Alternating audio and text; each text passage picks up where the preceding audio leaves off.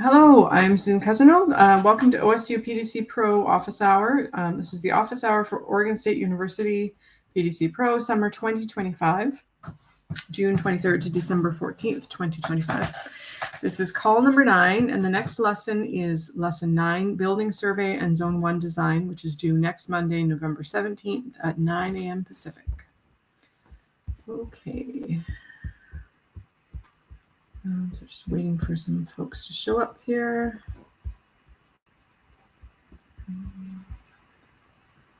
Okay, I cannot pause. Just there's Karen. Right.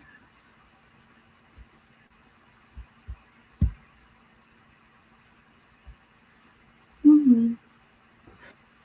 Hello, Karen. Hi, sorry. I set off the fire alarm. I'm in disgrace, but I've resolved all the issues. Oh, that's good. All right. My cooking set off the fire alarm. Mine does that sometimes. Are we going to see your face? Or is it too smoky? No, not tonight. I have to tell you, I was a little intimidated by the last video that I showed my face on. When I went to watch it, I was horrified. When I went to watch the end. Yeah, I'm not very photogenic, and I'm very, very camera shy. So. Oh, I'm sorry. Okay, that's totally fine. Your fault. No, that's not your fault. I understand. The thought of something being up on YouTube that people could see me was just too much. I understand. I get that. Javin and I used to have a joke that, well, it was his joke, and I carried it along, that we had faces that were good for radio. Yeah. We would say I have a face. But I don't have a radio voice either, so I'd much rather not do either of those things. Oh. It's a bit of a stupid. Oh. Yeah. No, you go ahead. No. I was just going to say it's a stupid set of fears to have if you're going to be in front of people most of your life. Oh, I hear you. Yeah. Or it makes it hard to move forward if you're going to stick with those fears. Yes, it does. You know how to put that. Now, do you have any questions, or do you want me to go straight into tutorial mode? So I'll be honest with you. I've been absolutely frantic with end of year stuff. Okay. Your end of year is in December, and mine has hit me middle of November, and in the middle of it, they decided to cancel us. I don't know. Anyway, so I've been completely distracted. So I had started looking. I started with the fun part, looking at the cultural side, the traditional building stuff. But then today I got stuck into to look at the scaled maps. I wanted to know, and then I think my question has been answered, because I think in one of the examples that's given to us, there is a zoomed in version of Zone 1, and then there's the original Zone 1 diagram, base map, whatever you want to call it, from the previous sessions. And I think that answered my question, because I'm not quite sure how my brain didn't figure this out, but it never occurred to me to blow up a section. And I think it's because I was using we were always looking at the whole piece of property, and my property was long and thin. And so it never occurred I thought it had to fit in the box. And so, it always had to be that funny shape. So, but I also went out and bought some graph paper and some tissue paper, because I thought, well, maybe I will feel more comfortable and do a better job if I actually draw. Then I realized I have no drawing skills. But I thought, okay, I can always erase it. And I can always go back. Now, do you mean these two? Do you mean these two examples here that I've got up? Yes. Okay. So what I've done, and I wanted to ask you if it was okay, shall I share my screen? Sure. I will stop sharing, and I think I might have to give you permission. Yeah, those insets Okay. become really useful for especially for the zone one design aspect. Share, enable for. You should be able to share. That's funny. I just got a notification the facilitator has started recording. I'm like, I hope it was recording for the last few minutes. Oh well, that's not. Yeah, you should be able to go ahead. Okay, hang on. I'm just trying to. There we go. Let's see if I hope it comes to the right page and not 552 others. Okay, so oh sorry, that's in my appendix. So let me go back to my. Sorry, that's the one I was there. I work in my appendix and then I go back to my. So what okay, can you see that? Yes. Or is it too small? Should I make it bigger? That's perfect. That's good. This ruler I thought would be useful, but it's not. It's actually very annoying. Can I make this a bit bigger? So I can see. Oh, now is that too big now? A little bit, yeah. If you can shrink it down so a bit. Okay. I'm trying to change my window too to see. Yeah. So one of so what I did was I've just blown it up, and so now I've got to figure out the scale, which I should be able to work out because I know the distances. So I know the distance across is 40 meters. Yeah. And I should be able to work out my scale on the based on the instructions you gave me in my comments, that it must be that the scale is actually unitless, which I knew, but I'm not quite sure why I got so confused. Anyway, it's perfectly. I hate saying it's perfectly normal, but it is perfectly normal and it's totally understandable. It's not necessarily intuitive stuff. I did not find scales intuitive because, especially in doing digital design, because it's not easy to see what scale you're working, like what size paper you're working at. Well, I understand the concept that if I measure something on my screen and it's 3 millimeters and my scale is 1 to 1,000, those 3 millimeters mean 3,000 somethings. I just, when I did my calculations, I was confused about whether you put them all in the same units, which does make sense.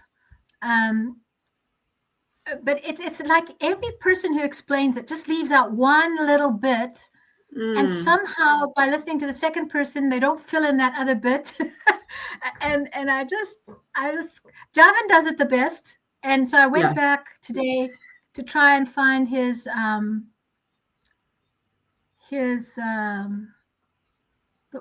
session that he did on scale. I'm not sure whether I have found it yet, but I found some other useful stuff. And then I think there was a video with this assignment, which was quite helpful. Okay, I will send him a text right now because I was texting with him at 4 a.m. this morning. Okay. And I also asked him if I could look at some of his replays, and he was so kind. He sent me a list of all of his. They must be his sessions. Actually, I was just expecting, these little videos that he does, that he does as supplements to our program. If you look at the template, there'll be a video, and it's done by a technical video, and it's done by Javin.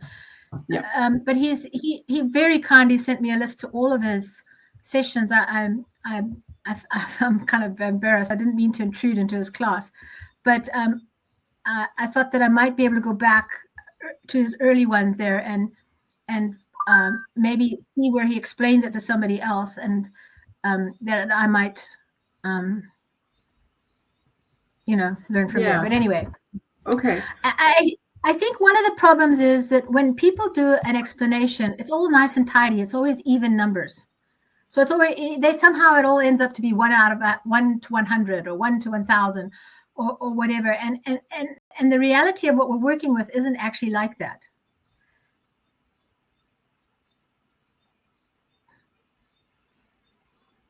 Hello? No, you see, I'm here. No, my first response is that no, but you can make it. Yeah, and that's the missing that's the missing step that I don't fully understand.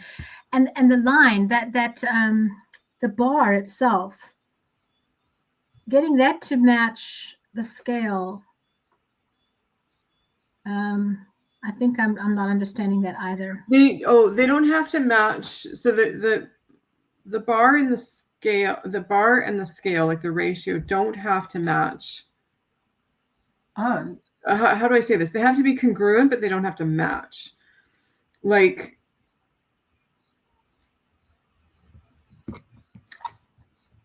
let me think. So the bar is a ruler. It's basically a ruler that you can take.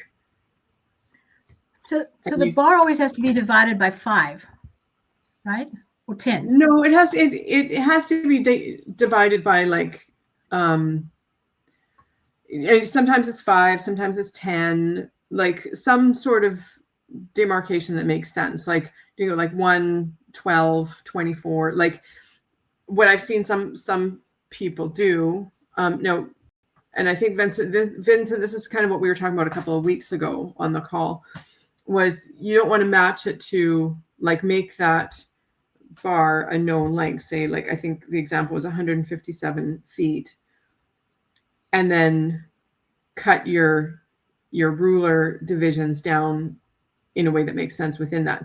You wanted to pick like what's 100 feet, and then what's 50 feet, what's 25 feet, what's 10 feet, what's 5 feet, whatever makes sense for the scale that you can see clearly within a ruler. Like, there's usually like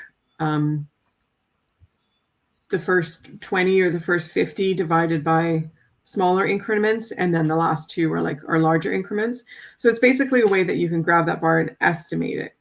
But your scale is going to be your exact, like if I go down on the ground and measure, or if I measure 1 centimeter on this map, so that would be like, if you use like a measuring tool in Google Earth and it measures like whatever, say 1 centimeter, that's going to translate into 12 meters on the ground, or 10 meters or whatever. So okay, I'll try again, and if I don't get it right, then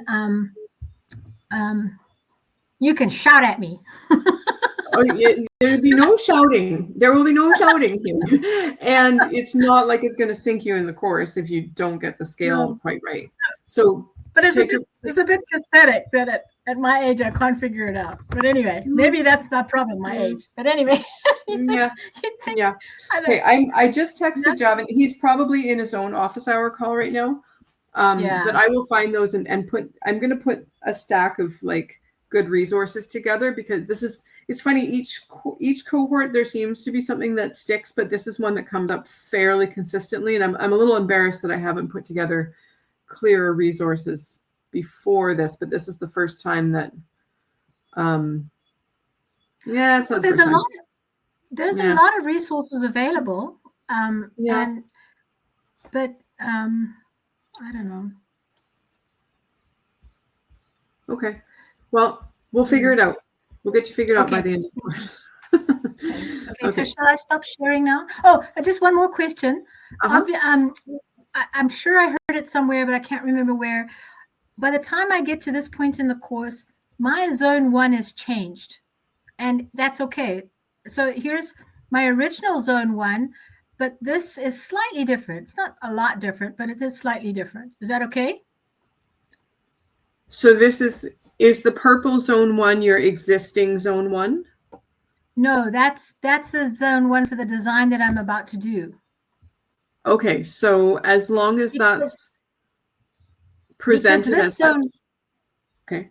Because this zone 1, the original one, didn't actually include this portion of the house. Because this balcony, I don't know if you can see where my cursor is, but that balcony is part of the outdoor traffic, but it doesn't go anywhere. It's suspended in the air. So there's it's being outdoors, but it's the living space, but it's not. I didn't know whether one should include that. Are we including stuff inside buildings? You can. Yeah, you can. I mean, there's a lot of discussion on this. Sometimes it's called a zone 0, zone 1. Okay. If it's something that integrates to the outside, I would include it. It's kind of an optional, like it depends. Everything depends. It's contextual.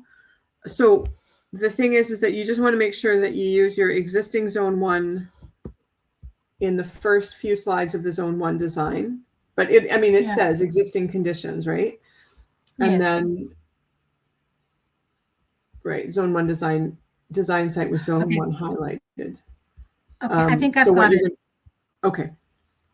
I think I'll figure it out. And your words that integrates the outside helps me realize what I need to do here, and I need to change this. I need to just actually. I thought it all had to be contiguous, but that's nonsense. It doesn't. No. Zone one often kind of breaks up across an area. There we go. I'm happy with that. Yeah. I'm trying to think. When I did the zone 1 for our property in Southern California, I included the kitchen, and there was a back area and then the front porch area, because they integrated so much with the areas that were immediately outside. Like we used the kitchen garden. We were using gray water from the laundry, so I included the laundry room.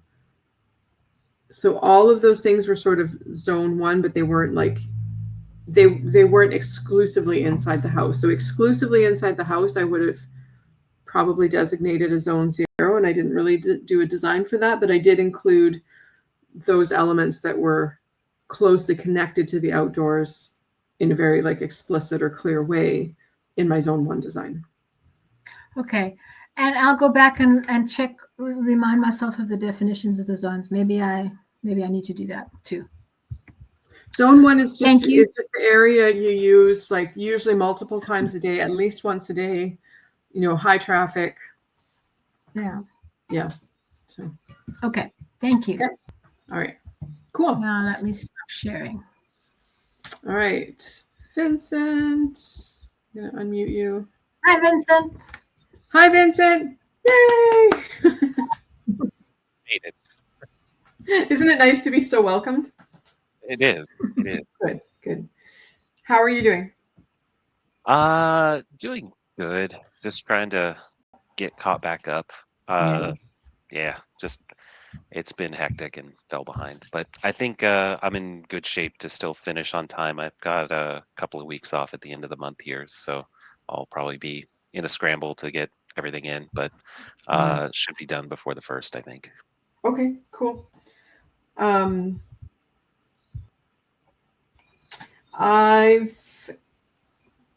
I can stretch to the 7th if I need to. I don't want to, and I don't like that putting that out publicly, but because you guys are a small group, I'm not going to have 20 assignments coming in that last week or two, which is usually, when I've got a bigger group, that's what happens. But I'm only expecting probably 3 or 4. So if you need that little bit extra cushion, you can take it, because I've extended that to someone else that had some extenuating circumstances. So if that helps. Yeah, I'm giving myself, but the ADHD brain of me is giving myself the first as the hard. Pretend I did. Yeah, that's a good idea. The green monster, and then anything that happens after that, we'll see. Okay, but all right. Pretend I didn't say anything. Yeah. Okay. Do you have any questions, or do you want me to just launch into tutorial mode? I had questions not related to the assignment, but just some ideas that I was thinking of for my design, and I was curious if I could get some feedback on them. But Sure. that was separate. I don't know if you want to do that now or at the end. How about I'll go through the assignment for anyone watching the replay, and then if they want to stick around for your questions, then they can do that. Perfect. Does that work? Okay. All right. I'm going to remute you. Okay, and then I'll let you know when we're back in. All right. Okie dokie. So this is zone 9, or what is it? Lesson 9. System design. I have to do a screen share.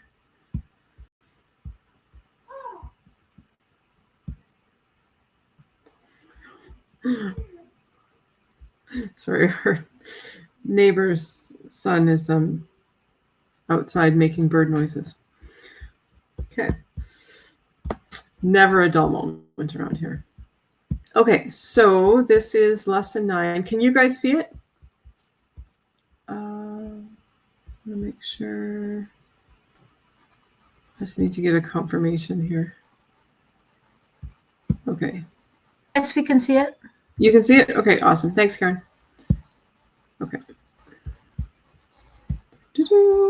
Okay, building survey. This one's super quick, pretty easy, straightforward. Oh, where did we go? Come on, let's come back. There we go. Okay. Basically, just an assessment of local materials have been used by the Indigenous people that either are currently in the area or have been in the area. Often that's like wood, clay, brick, all kinds of different materials. So just you're looking to find what people would have used before all of our modern materials came along. If there's anything that we can learn from those traditions, a lot of times it's things like shading. Nomadism is quite common, especially up and down California. So sometimes those are lessons that we can't necessarily translate into modern living, but we might be able to look at how they use like strategic shade or sun capture during the winter, things like that. So, and then what materials we might be able to use, such as like willow, mule fat, bamboo, like long flexible cane for creating either temporary structures, animal enclosures, animal shelter, stuff like that. So were there any particular constraints and opportunities in the area that traditional materials were able to address? So again, that might be heat, cold, wet. So if you've got a place that is seasonally inundated, you might see structures with stilts, anything like that. And then are there current constraints that these materials would help? So is there anything that you're running up against that you can be inspired by some of these traditional materials? Get some images of those building techniques and you're done. So this is your 4-point survey. You can look to some examples. We see a lot of these curved like dome structures, often being nomadic. And actually around the world, there's a lot of evidence of that sort of similar type of construction. And then the rest of your lesson is going to be the Zone 1 design assignment 19. So this is, you're continuing on and actually doing the design process now. So you're going to start off with your design site with your Zone 1 highlighted. So use your existing base map. Use the what we recommend doing is using the grayscale base map and then highlight your Zone 1. Now, different students treat this differently. I would prefer to see your grayscale zone 1, or your grayscale map with your Zone 1 highlighted as it is existing, and then highlight the proposed Zone 1 over top of that. Now, if that's getting too cluttered, just go ahead and insert your base map with your existing Zone 1, whatever's going to work for you to tell this story clearly going forward. So you can look at some of the examples and see what they've done. See, now these guys were this person just highlighted the existing Zone 1 with the grayscale map. To me, this looks like this is more of the proposed Zone 1. It's not entirely clear to me that it's, that it needs to be one or the other, and I've never marked it as such. So whatever is going to tell your story most clearly going forward. Okay, so the first few slides are going to be illustrating your existing conditions. So this is just site images. What do things look like right now? These colored borders around photos are really helpful, and then you locate those on your base map. This can be your colored or your grayscale base map, or often, especially when you've shrunk it down this much, just your plain line base map without the satellite imagery is more helpful because it's clearer to see at this scale. Don't forget to name all of your images, give them a little caption, just tell us what's going on here. Okay. Similarly, existing conditions, this will be your zones, microclimates, and cross sections. So these are all images that you've built before. You just want to be zooming in on your Zone 1. For the cross section, you're going to be highlighting your zone 1 cross section. Same with the microclimate, just follow the instructions there with the legend. Okay, so just to reiterate, that is going to be your existing conditions, not your proposed design. Okay, here's where you start to propose your design patterns. A little bit tricky wording, existing conditions and proposed design patterns. Specify what the main goal of your Zone 1 design is. That may be developing a kitchen garden, developing an outdoor play area, an integration of those elements, a rainwater, like a rain garden integrated with a kitchen garden, anything like that. So just give me an overview of what that goal is for your Zone 1 design, what you're trying to achieve. And then put in your grayscale Zone 1 design with the design patterns labeled in red. So you can see how they've done that here in the example.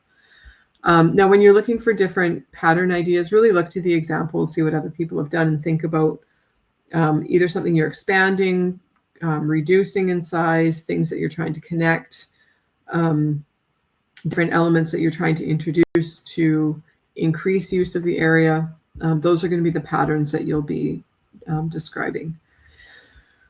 And then what kind of strategies you're going to use. So how are you going to make that? How are you going to implement those changes?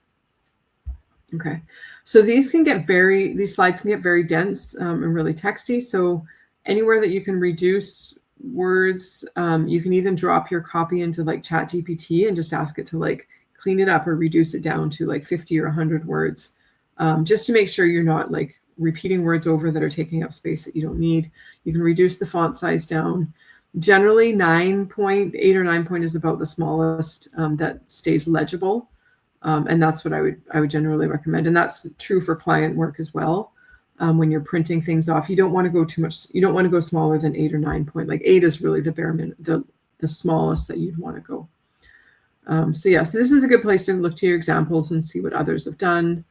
Oh, that's funny. This one's duplicated. Oh, it's not duplicated actually. Okay, so this person used two slides, so they've got a goal 1 and then a goal 2. So you can feel free to do that if you want to outline more of a few more goals and just your first.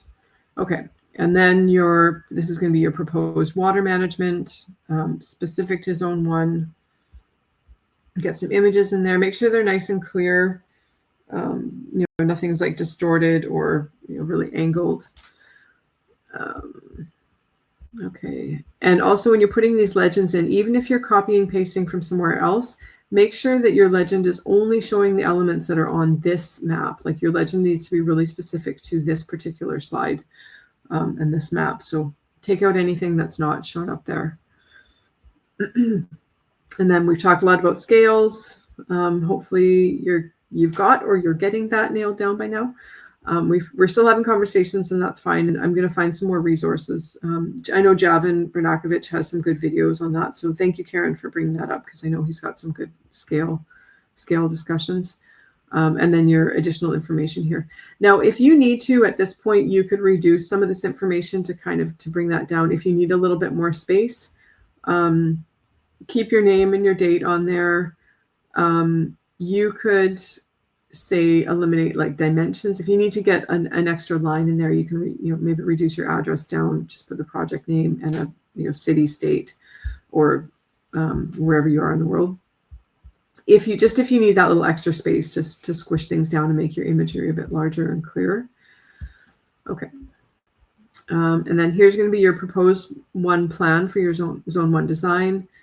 Note this, use your grayscale base map to show the existing elements, and then use your colored icons, and you can use colored text if you want to, for proposed elements. I would actually, now that I've said that, generally keep your text black. It really makes it easier to read.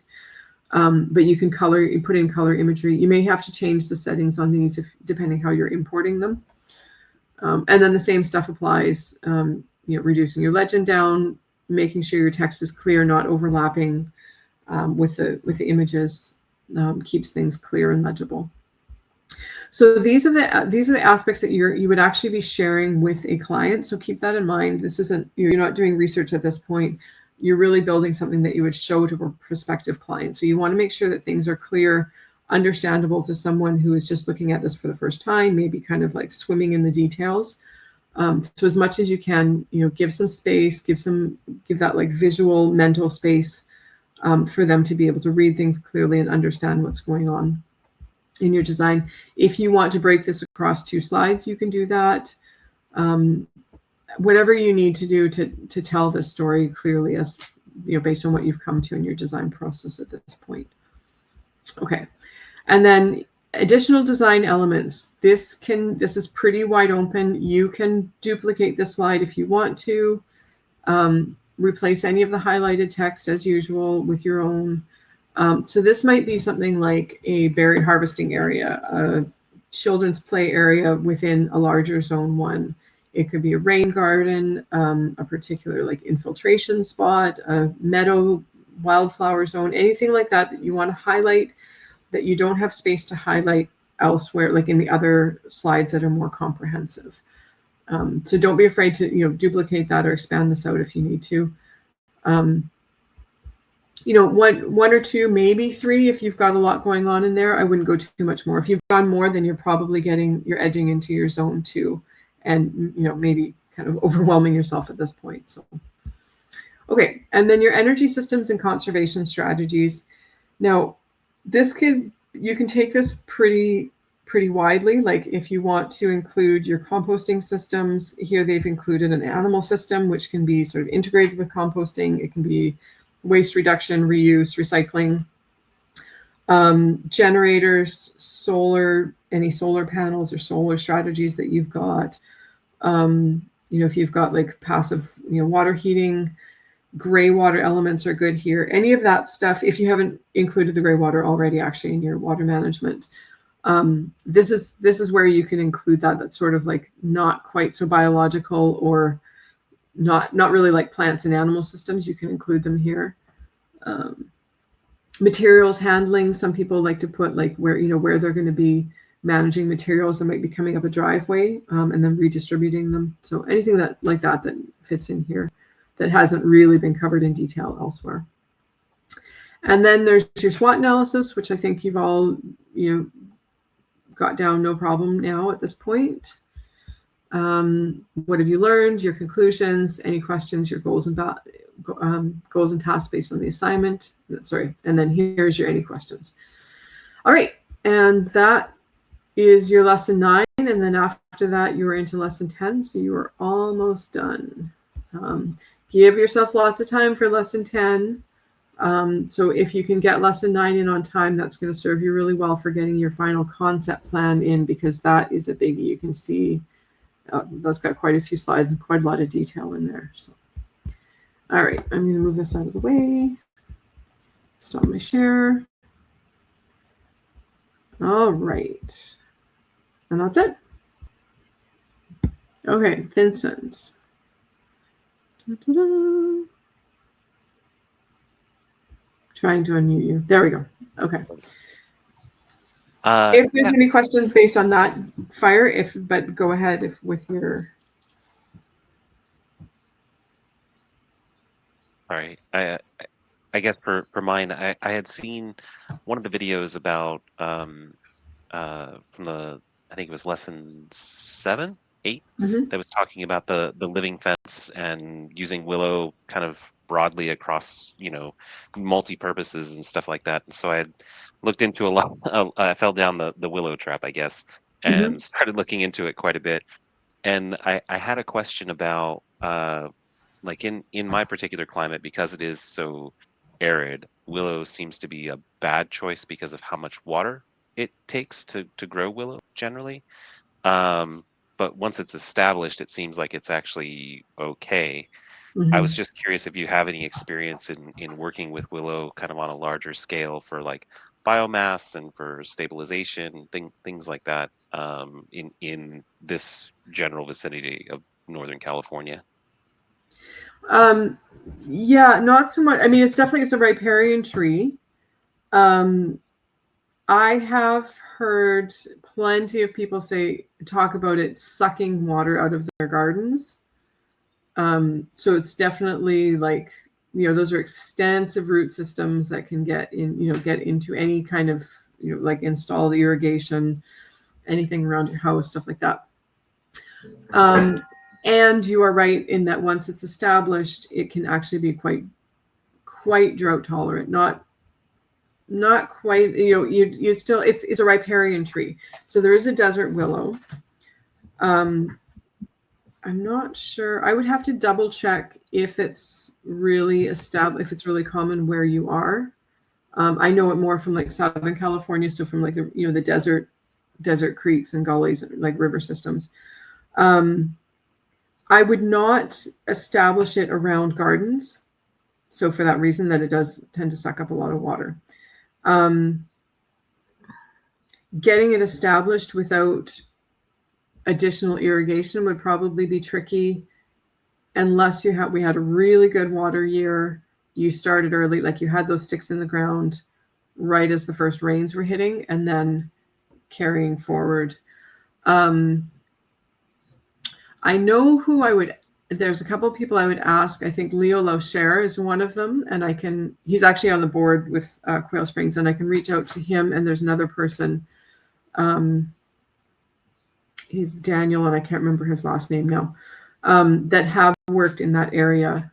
And I'm pretty sure they're both pretty heavy tree people, so I'm pretty sure they would have more hands-on experience with willow. But off the cuff, those would be, I think what you've read is really accurate in that, yes, it could definitely draw water away from crops. Once it's established, it's great. But also, you want to have caution around any kind of like installed water systems or piping or anything like that, because those roots can be quite invasive and really difficult to remove and persistent. So I had this again. I think this might be a bad idea. I had an idea to try and use like a combination of willow and vetiver grass as swales, because I can't dig because of the dispersive clay, and use them as kind of on contour plantings to kind of slow the water from coming down the hill, because we do have a steeper runoff, and to get them established, because we do have irrigation water, just setting up drip lines going down, the line for it. Okay. For the What first do you couple of see years, growing there anyway, like besides oak? We have a lot of manzanita. We've got blue and live oaks, black oaks. We've got a lot of pine, gray pines growing in the areas. Lots of poison oak right now, because it was recently kind of cleared for fire safety and all that stuff a few years ago. So they came through and kind of took back a bunch of the trees and stuff, but primarily oaks, manzanita, and pine. Okay, yeah. So you would have a heavy lift to get willows established there, because unless you're actually in, like, sorry, the thought was that if you have a riparian zone, you can often pull existing trees off of that for a certain existing, because you're distance, because you're basically spreading that water from the creek system, and you've got them established already, and you kind of just keep going from there. Now, if you're starting basically with nothing from scratch, and you're looking at oak and manzanita, those are really going to be much more dry land adapted. They're not riparian species, so they're definitely indicating more.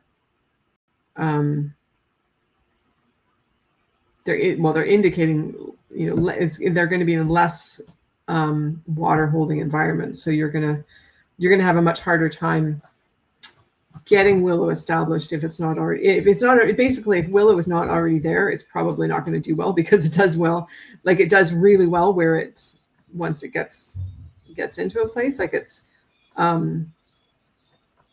if it's not there already, I think you'd have a hard time establishing it.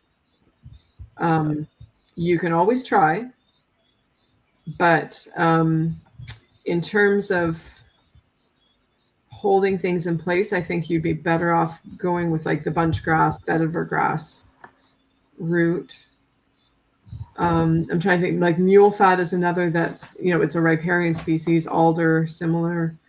I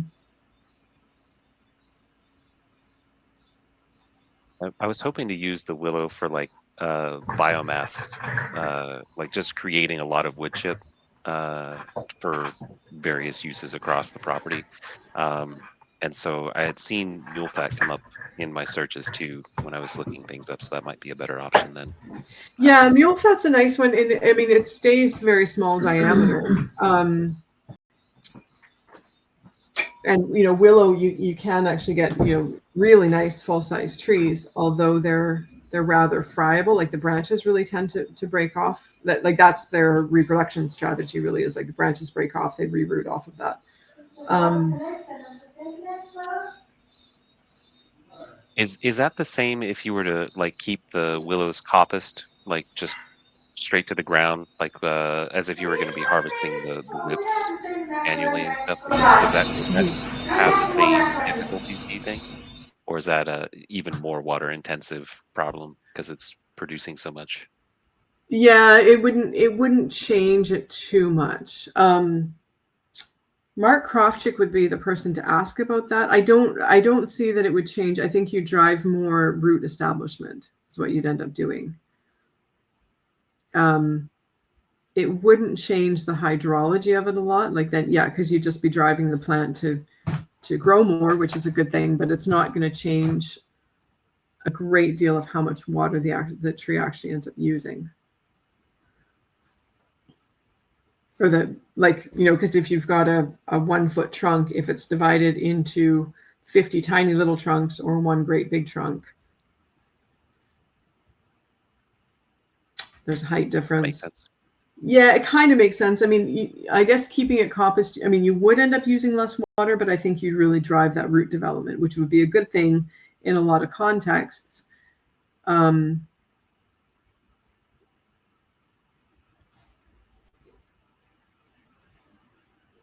Can always try. Let me ask around. I'm going to ask Leo for starters about that, because it's a good question. I had seen some of the properties of it having like really extensive small roots, and when you plant them close together, like they compete with each other, so it's a little different. And then ultimately in my zone, if it ever gets to the point where I want to kill off the whole thing, I could probably just stop watering it as much, and the other plants will take over, and it'll die back naturally without getting too invasive. So well, yeah, you're in a little bit of a different area too, because you do have those long, dry, hot summers, but you've also got a little more rainfall during the winter. Like you're up in like the 30-inch zone, are you not? Yeah. We're at about 1,500 feet. We get about 30-ish inches. Yeah, 30. I think upper 34 maybe. Yeah. Most. Okay. Yeah, that makes sense. Okay. I'm going to ask, and I will get back to you about that. Okay. Anything else, or what else? I think that was the main thing. I was just interested. I'm really trying to figure out how to best slow water down coming off the hill without digging too deep or too big holes, because we have the pretty dispersive clay around us based on all the surveys and stuff, and I don't want to necessarily risk that. So just looking for options to plant things that can give me enough biomass to help offset it for other areas of the project, and making sure that I'm kind of producing enough on the property, since a lot of the other growers on the site are pretty slow growing, with the oaks and manzanitas and stuff. Yeah. Are you using animals at all? Not yet. Eventually, I want to bring in some chickens. I think that's probably going to be about the upper limit, though, of what we can really take care of just time wise. On the property is probably some chickens and maybe some goats or something. Okay. But I think chickens will probably be our limit for the next few years anyway. Okay. Yeah, and the nice thing about willow, of course, would be, if you just cut stakes of it, you can jam it between the rocks really easily, and that's not. You don't have to do any digging at all, really, to speak of. There's a cut that was put in when they put in one of the roads on the property. It's a pretty sheer drop off. And that was actually my idea, is to take a couple willow stakes and just stagger them going across the cut, and then put some I think they're called wattles, the bundles of straw, and just rest it on top of them so that it can hold some moisture in for them. They can get established. Yeah, not a bad idea at all. I'm going to bring up your I just want to see some pictures of your property. Is that okay if I do a screen share on? Yeah, of course. Okay.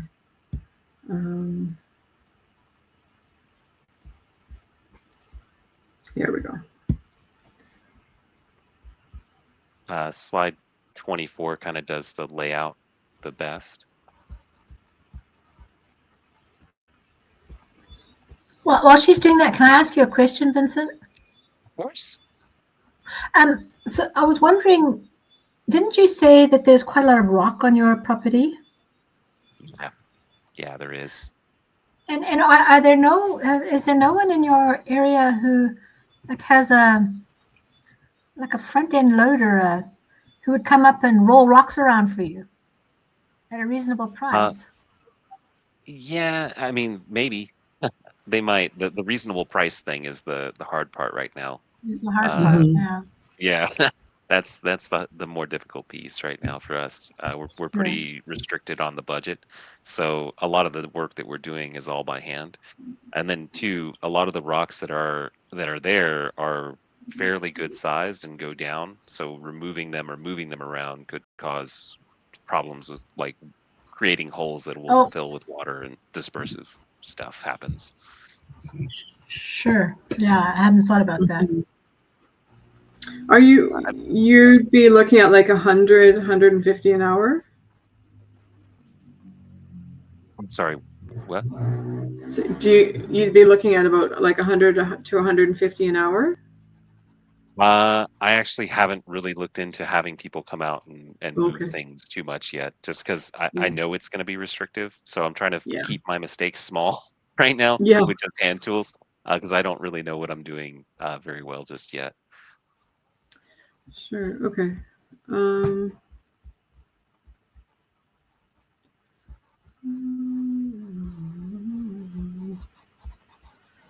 Okay.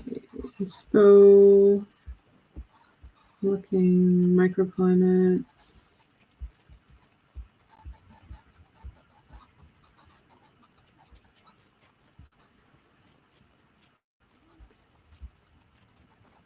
No, soil. Oh, that may be.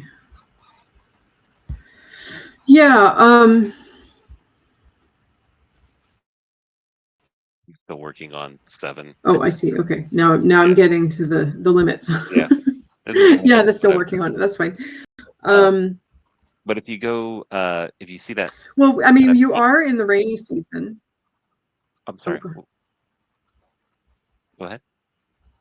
No, you go ahead with if you see the which. Oh, I was looking at just the mixed fruit orchard there towards the bottom of the map, the pink surrounded by orange. And then if you go to the left of that where the green is, right just on the other side of that green, that's where the cut is in the property, where the slope is basically just cut completely away. Oh. And so I was hoping to be able to use some of the irrigation that's close to the orchard to basically stabilize that hillside with some sort of grasses or willow or something in that range. There is what the thought was. Yeah. Well, the nice thing is that you're going into a rainy season right now. It's not hard to get the erosion wattles and just go cut 50 or 100 willows, like 10-inch or 12-foot long willow stakes, jam them in, and then at the very least you've got the wattles there. I mean, if the sticks just die, like if they don't survive, but that would definitely be worth a shot. And then you would have you'd have proof for your site. I mean, I can find opinions from other people that have worked maybe in similar conditions, but you'd have proof for that particular site. I mean, I guess that's what I would do, is get started. And if you can't, I mean, the wattles are fairly spendy, but you can also just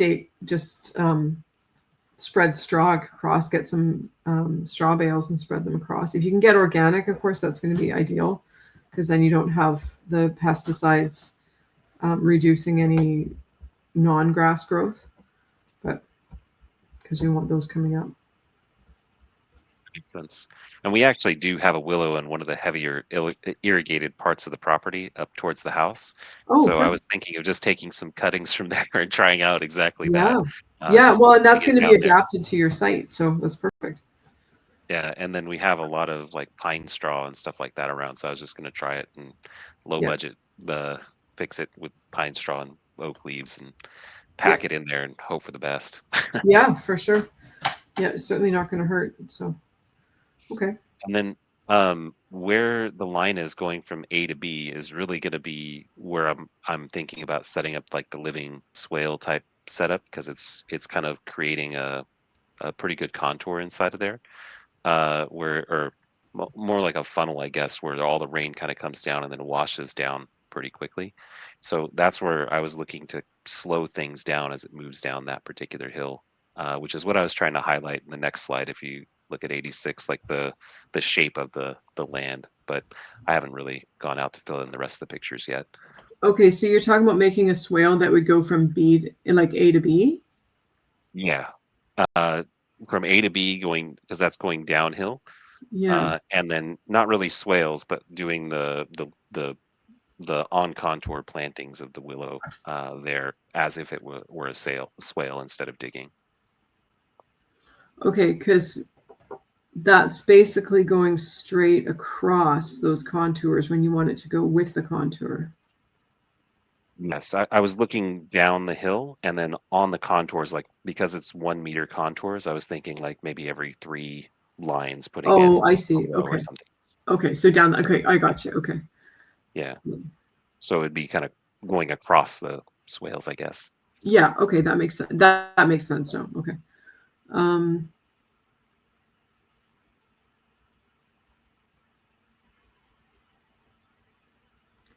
Yeah, the lines are really. I'm just trying. I'm thinking of what the video is going to look like with me like peering in it, but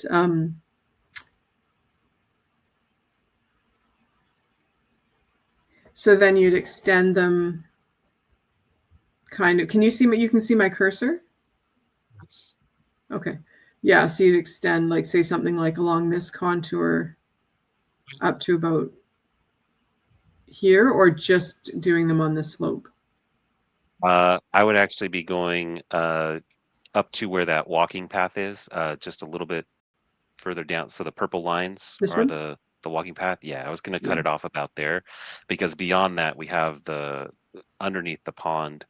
Well, a little bit to the left of it, we actually have the septic with all the leach lines, and so I want to keep away from all of that with the willow and stuff. So giving it plenty of space Right. away from Right. there with plantings.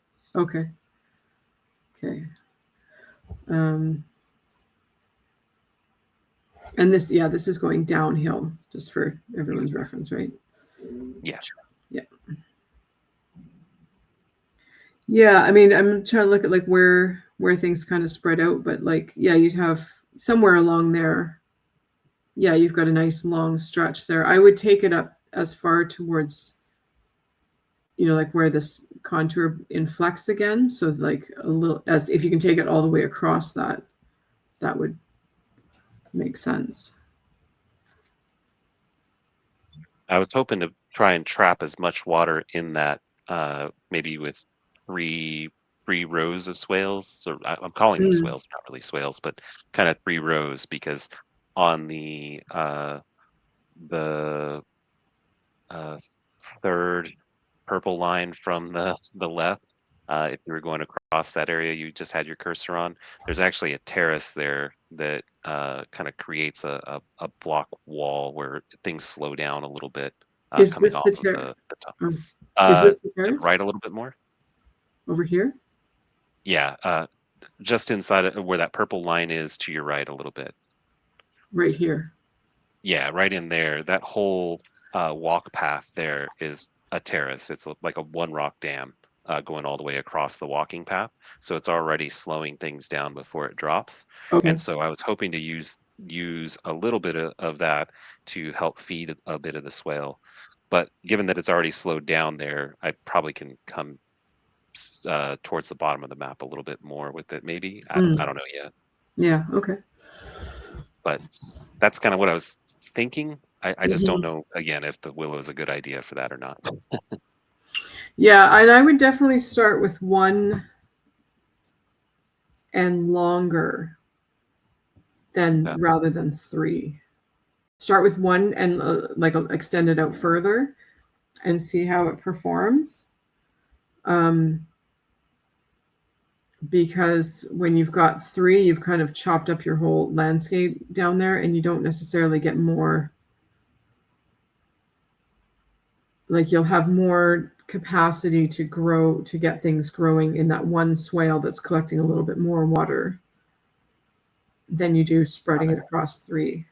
But Okay. again, I mean, this is stuff you know your site on the ground, but that's my kind of gut feeling is what I would be looking at doing. But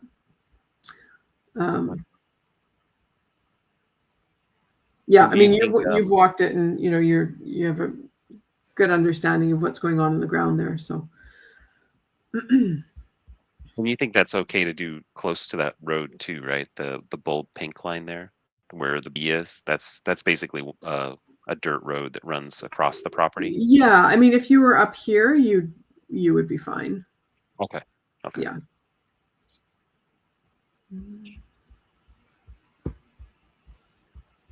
Okay. Anything else? I think that was the major stuff for me.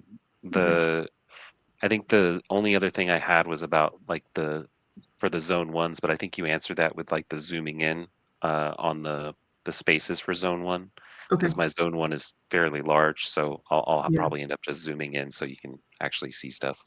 Yeah, you can just do like a little inset. Yeah, do the zoomed in inset map is useful there. Okay. Karen, we're just getting about to time. Karen, did you have any questions? I'm gonna stop the share. No, I'm feeling a little overwhelmed right now, and I'm wondering about what we have these wonderful rock figs trees. They literally grow down cutaways. Like Vincent's describing it. It's like a sandy cliff. You plant it at the top, and it sends its little roots down, and it holds that soil. And they're gorgeous. They've got these white trunks and these red leaves. Have you not got anything like that in Southern California, or something that would grow there? Mock orange just came to mind, and that might be an option. Because I mean, it could be beautiful, It is, yeah, and the smell is incredible. And you see a lot of mock orange actually. When we did a drive up through like Grass Valley, Merced area, so and then up into Mariposa, there was a lot of mock orange up there. So that might be a good one to look into. And how big an area is? How big an area is that? I mean, are you talking a kilometer, or is it like 40 meters, or? My entire site is 5 acres. The Huge. line that we're looking at for the first swale would probably be about 100 feet. About maybe a little more. Mm-hmm.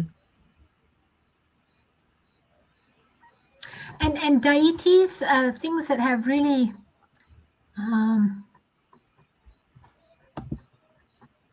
are you sorry, can I love plants and I love trees. Are you eventually wanting to have trees there, or just ground cover? Are you wanting to be pretty ground cover, like things that flower, or grasses that sort of shimmer in the wind? I'd really like to have trees, a lot of support trees for the property. So I was hoping to use like willow for the biomass, put in some black locust for tool handles, whatever is intercropped between some of them, and then in that swale build in like a small guild for high production trees, for like fruit trees, fig trees, whatever, where I could have the swale feed the water into the guild, hopefully, if I can figure out how to do it right without digging too much, and then basically have a interplanting of multiple crops inside the guild to cover the 7 layers and whatnot inside those little pockets of green along that swale line is the hope. Okay. Sounds So wonderful. I'm hoping to have a lot of like lower grass, like the vetiver grass and stuff like what you had suggested before, to help slow things down as it comes off the hill. Have some willow to hopefully give me the biomass to use for chicken fodder or whatever along the way, and then the black locust for nitrogen fixation, all that stuff, and then probably a bunch of comfrey that I won't know what to do with except compost eventually, I'm sure. In terms of biomass, comfrey, mullein is a really good one too. And mullein to me is kind of like a dryland comfrey. Like it's not quite as prolific, but it does produce like these big, thick, biomassy leaves. Chicory did really well for us. But the other thing, we're just going back to the mock orange, it actually produces like fairly large fruits that you could easily feed to, I mean, they wouldn't be like a chicken fodder, but they'd be something and more than what a willow would offer. Mesquite, I don't know if you're too wet for like, I don't think for mesquite, but maybe for Palo Verde you would, but anything with like those locust beans, so that the acacia would be good. The only thing you might want to keep in mind is like those thorns can be absolutely wicked. Yeah, we have 3 of them on site Oh, already. you do, so you're familiar. They've got me more than once. I had seen stinging nettle was also a really good one with a deep root yes. for the area to do as well. Mm-hmm. Yeah, we noticed that catnip. So I think kind of any of the nips, or any of the mints, but the catnip, and I think lemon balm is kind of similar, but that one in particular really created like a dense root mat that I hadn't expected to see. I'd always kind of seen it as not so much a taproot, but a shallow root. But where it got enough water, it formed a really dense root structure that was really good. We used it for holding slope and like the terraces together. So it might be another one. Wow. Yeah. I was hoping oregano would be on that list. I'm still looking into yeah, that one. Oregano is kind of just for me, maybe, but in my experience, it's always just been like a fill in the gaps, and it didn't. Yeah. It also rotted easily. Like I had to be careful about getting it too much water. So. Yeah, that's what I'm finding with it up here too. Is if we water it too much, it just wilts and doesn't do so good. Yeah. So. All right, friends, I need to shut down, but feel free to drop any more questions either in email or on the WhatsApp. Karen, that's been really handy having you ask questions in the WhatsApp. Hopefully other people are seeing it and going to start using it. So. Great. Well, thank you. Thank you for being available. My pleasure. So. I'm pretty sure I'm going to be late this week. Okay. But anyway, I'm going to try not to. I've got a pretty horrific schedule coming up. Okay. Well, keep in mind that extra little week cushion that we can do this on this round. So. Well, my intention is not to use that, but this week I might struggle. Yeah. Okay. Okay. All right. Thank you. Bye-bye. Thanks, Karen. Okay. Have a good week. Bye, Vincent. Yeah, you guys too. Bye-bye. Okay, bye.